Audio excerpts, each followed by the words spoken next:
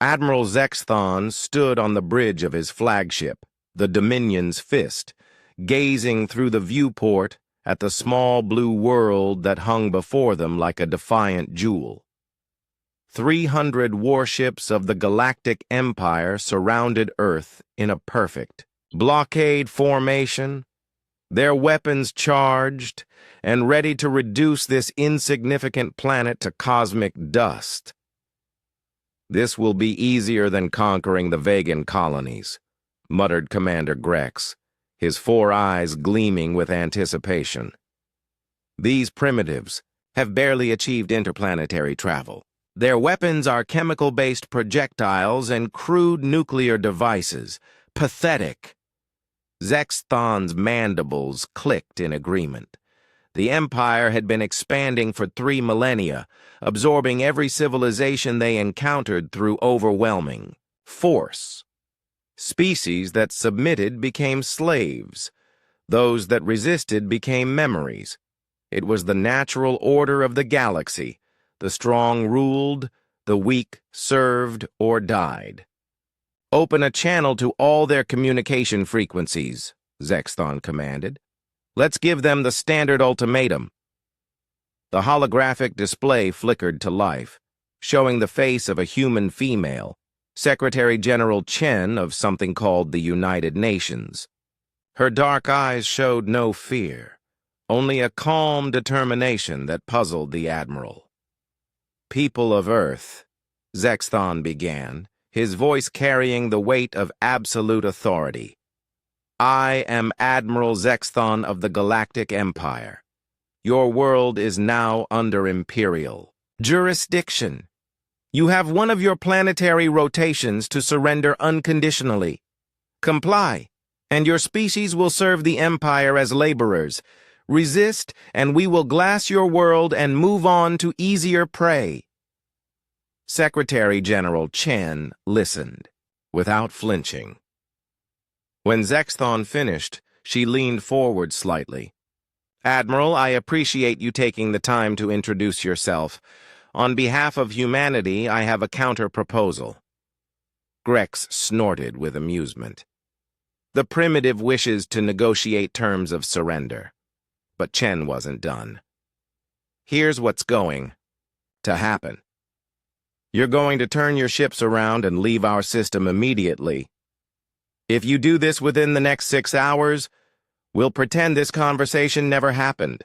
Refuse, and we'll show you exactly why that's a mistake." The bridge erupted in clicking and chittering laughter. Zexthon's amusement was so great that he had to wipe moisture from his primary eyes. "You have 300 ships surrounding your world, primitive.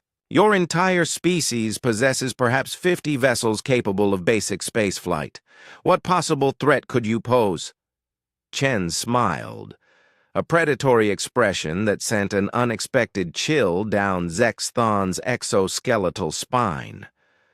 "Admiral, you've made a fundamental error in your calculations. You see, you're thinking like conquerors. We're thinking like humans." The transmission cut off. "Sir," reported the sensor officer, "detecting massive energy buildups across the planet's surface. Whatever they're doing, it's drawing power from their entire electrical grid." Zexthon frowned. Energy weapons required massive infrastructure, and his scouts had reported no such installations. "Elaborate." "The readings are unprecedented, sir. It's as if they're channeling the output of their entire civilization into some kind of—" The officer never finished his sentence. Earth began to glow. It started as a barely perceptible brightening around the polar regions, then spread like wildfire across continents. Within minutes, the entire planet pulsed with an inner radiance that made it visible even against the glare of its star. "Sir!" The tactical officer's voice cracked with alarm. "Energy readings are off the scale. Whatever they're charging, it's beyond our comprehension." "Impossible," Zexthon snarled. "No primitive species could generate that much power." Then the weapons officer screamed. Multiple launch detections! From Earth's surface, thousands of objects erupted skyward. Not the crude chemical rockets the Empire expected, but sleek projectiles that accelerated at impossible rates. As they climbed through the atmosphere, they began to glow with the same energy that suffused their homeworld. Evasive maneuvers, Zexthon shouted, but it was too late. The first volley struck the outer ring of Imperial ships, and Zexthon watched in horror as his vessels didn't just explode, they disintegrated. The human projectiles tore through advanced deflector shields, as if they were tissue paper, converting matter directly to energy in explosions that briefly outshone nearby stars. "Sir, those aren't conventional weapons," the science officer reported, his voice shrill with panic. "They're channeling the planet's entire electromagnetic field through some kind of mass driver system.